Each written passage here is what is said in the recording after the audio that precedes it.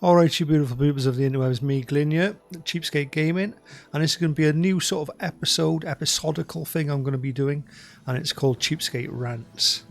And essentially I'm going to be ranting about the state of the video game industry, things I like about it, things I don't. It's mostly going to be things I don't like about it. I can't get away from it. There's so much to be ranting about at the moment, especially in the AAA gaming market.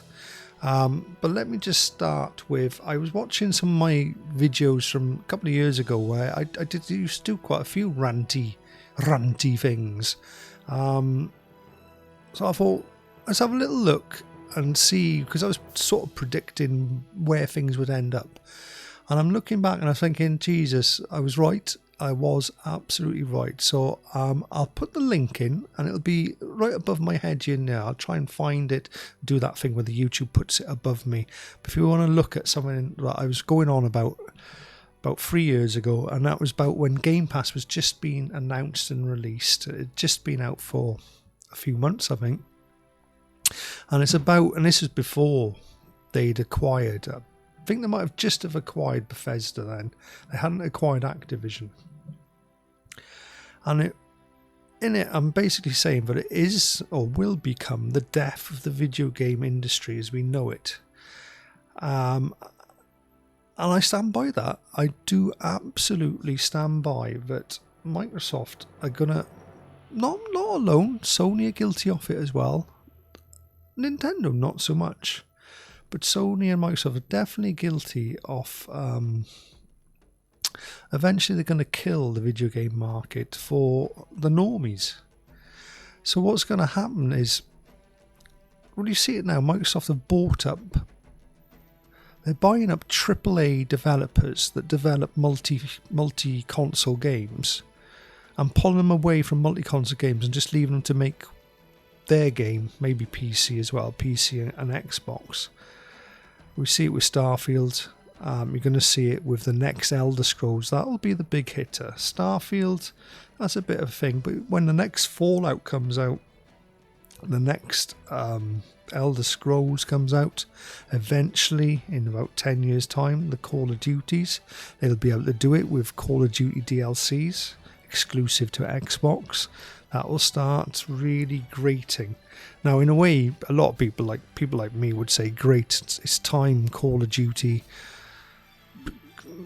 you know, it's time it started going to the back of the queue. It started, you know, the FIFA and Call of Duty days need to end, don't they? Do you know what I mean? They're not doing gaming any good.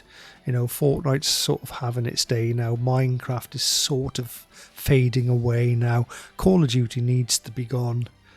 And FIFA needs to be gone as well. We need other players in the market, keep things fresh, because just reiterating the same game with a small little update all the time is not working for the game industry. Game industry's always been about pushing boundaries, always about, you know, trying new things. It's about a delivery of art, a delivery of stories. It's a passion projects, and fortunately this is what's left in the indie game space, but very, very little of it is ever pushing through now to the AAA development space, because AAA development is just all so financially focused. I mean, what did I watch? I seen something the other day on Steam. A guy had made a game, all his own hard work, and he wasn't doing it for profit. He was doing it for his own sanity, for his own self, as an own learning experience. And he made quite a good game, apparently. So any money he made from it, he gave that to charity. But now he's made the game free, because he says, right, well, we've made enough money out of the game and I'm making my next game, so this game's going to be free. Why doesn't Ubisoft do that with their old games? Why doesn't EA do it with all their old games? No, what they would rather do is put them in a catalogue and charge you £5, £10, £20 a month to go and play their old games, because half the time you can't buy them physically anymore. So the only way you'll ever get to play those old games is by paying more money out for it. And it's wrong if you think about it. It's not right at all. Like, why shouldn't you be able to now play Far Cry 1, 2, and even Far Cry 3 for free? Why should you have to, or Far Cry 4, Far Cry 5, why should you have to go and basically spend a monthly thing just to play those games? Ubisoft have made enough money, EA the same. They should make the old FIFA games free. There's no need for them to continuously keep you charging for those products. And this is a leftover from the music industry. Years ago, musical artists, after so many years, I think it was either 5, 10 or 15 years, their music became open, free thing. And what happened was American law changed it to make more money out of it. And I think it should go back. I think, like, after 5, 10 years, I think you should stop profitising off it, because what it does, it stagnates productivity, it stagnates pushing the boundaries forward, it stagnates making new stuff, because you're just continuously making money off the same old thing. Hence why we've had loads of remasters. No one wants to make good video games anymore. No one's got passion projects in the back burners. No, they just want to remake the same game 4 times, 3 or 4 times. Sony's very guilty of this with their Last of Us series. 3 times that bloody game's been remastered and re-released. Surely this should have been The Last of Us 3, Last of Us 4, if you know, the amount of time they could put, or even something completely different. But this is it. This is the way it's going. We're going to have all these services, and we've seen with the video and the Netflix now and the Disney, they're not great. They start off and everyone's like, whoa, look at these series, they're really good. Once the series has been out once or twice, it's like, oh, what's the next series? And when it, instead of them having new series, they want to just keep doing like Stranger Things Series 10, Series 12, people stop listening, stop tuning in, but they still want you to pay for their monthly subscription to Netflix. They still want you to enjoy it. And by offering you nothing else, it gives you nothing other to watch than that. And it's a shame, really, because there must be a billion stories written, a million stories written, and now you've got AI writing stories. There's so much more that could be done, but no one wants to give it a chance. No one wants to take a chance. Everyone wants to safe bet. It's all about making big, not making enough money, not making a profit, but making all the bloody money. And it's wrong. It's killing. It's killing gaming. The Game Passes and the PlayStation Extras, they're no better. They lose passion for games. The 70, 80 quid dollar per game now is pushing it outside of the market of a regular person. You know, the poor people, poor, get good, get rich. And yet it doesn't have to be like that. And I've tried to explain this to people, the mathematics and the off-profits, right?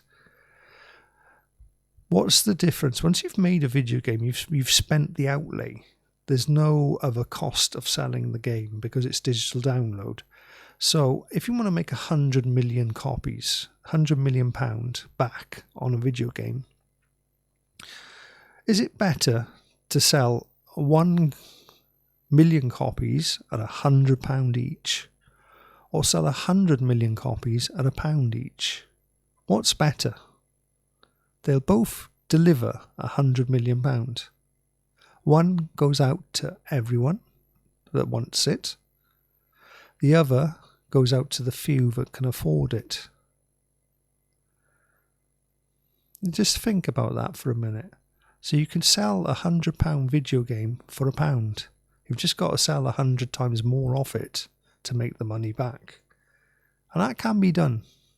These consoles sell in excess of 100 million consoles. Better to have everyone play a game than no one or very few people or an elitist of gamers play your game. Especially if it's a multiplayer game, all the better for it. Sell it for cheap. I think this is why a game like what's the one where the little space creatures and you toss each other out of the thing. You've got to try and work out which one is the liar and which one's the thing. I haven't played it, but it got massive. The game was only £2 or £3 to buy. And it'd been out a few years, and a couple of streamers had got onto it, and then everyone was like, "Oh, this game is great." What's it called? Something Us, isn't it? I can't remember. Anyway, I'm terrible at remembering the names of video games that if I haven't played them. Among Us, that's what it's called. That Among Us game, couple of quid. It sold tens of millions, 20, 40 million copies or more. Only because it was a couple of quid. It made more money than some of the bigger AAA games. AAA games by Square Enix made no money, made a loss. They made losses on some of their games. So I don't know where I'm going to keep going with this, but I'm not very optimistic about the future of the video game market. Now, we've got some real bangers coming out. We're going to have Spider-Man 2, we're going to have Forza driving game. Starfield is a banger by all accounts, but also not all.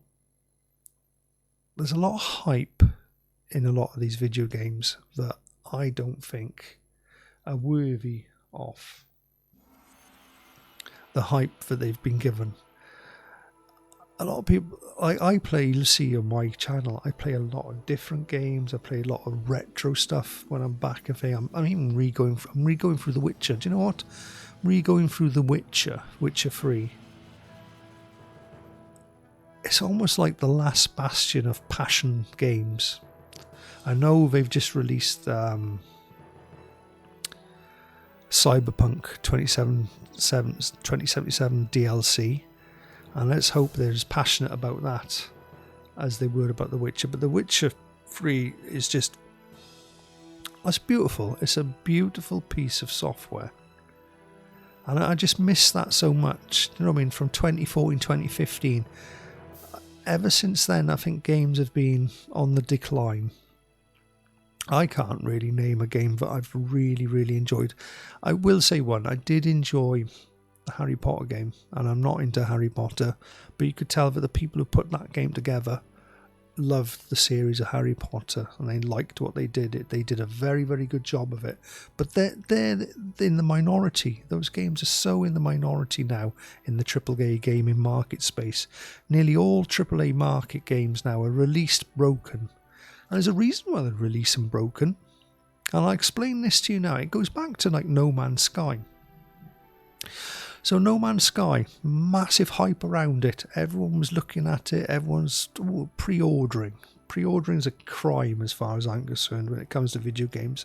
And let me just continue, and this will feed back in. So everyone pre-ordered No Man's Sky. So it didn't matter what Sean Murphy said at the time. They knew that they were selling X millions of copies of that game. They were banging the money.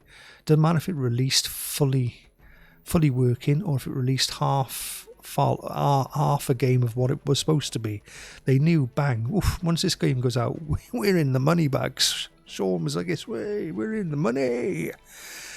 So they released it, half a game of what it was, and then the feedback came back. This game, like, it's okay, but the things you were showing off aren't in this game. Sean, this isn't good. The feedback started to hurt. So he's like, well, don't worry, we apologise, sorry, yes, it's on its way. And to be fair, they started to fix it and put all the stuff and implement them back. People started to go, well, this game is starting to build up. But do you know what they noticed when this was happening? More and more people were buying the game as if it had been released again. So they got a second load of sales, and when they fixed a bit more, they got a third load of sales. When they fixed it a bit more, even more people were buying the game. So instead of selling 5 million copies, they were now selling another 7 million copies, another 10 million copies. It was almost as if they were releasing a new game just by releasing the updates and fixes for it. So when we all look at Sean Murphy and we think, oh, what a hero, releasing all this extra content, there's a financial reason why they're doing that. They're making money every time. And now this has been learned by bigger companies like EA, Activision, etc., Ubisoft especially. Release your game broken. Release your game broken. Release it. Put a big trailer out, all the fancy ass trailer, etc., etc. Once you put your fancy ass trailer out, Get your pre-orders in. Look at your numbers. Are your pre-orders going to start making you a profit? If they start making you a profit, release it day one. Release the game day one. Don't worry about the feedback and all the rubbishing. Have a statement ready saying that you're working on it, you're going to fix it. 6 weeks later, 7, 8 weeks, maybe a month or 2 months later, release that big fix to fix the game. Sell another 1 million copies of the games, more profit, and keep doing that. So essentially you get 2 or 3 loads of sales out of your game. And the big AAA companies are in. We're just fools for pre-ordering the games. Don't pre-order your games. Don't give them those sales figures. If they haven't got those sales figures, they can't then go say, well, we'll release this anyway. They're like, oh, we haven't got the sales figures. Now, they could say they might cancel the game. Yeah, it could do. But why put all that work into a game if it's going to be that good? There should be no need to cancel it. It should be able to survive on its own as a pure product. You should be able to release a game as good as you can make it, and you do that, you build it, they will come. That's what they said. Build it and they will come. Build your game as good as you can and the people will come, buy it, support it, keep playing it. Word will go around, it'll become a big game because you've built a good game. And I think that makes sense. Anyway, this has been Glyn, Cheapskate Gaming Rants, and we'll see you on the next rant, guys. Ta-ra now.